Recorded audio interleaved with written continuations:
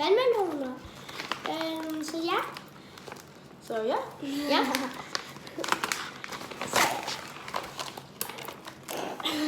Jeg ser det. Se. Det ser sådan her ud. Meget mærkeligt til at vandmelon. Godt, så vi spiser dem på 3. Vi skal lige skåle. Skål.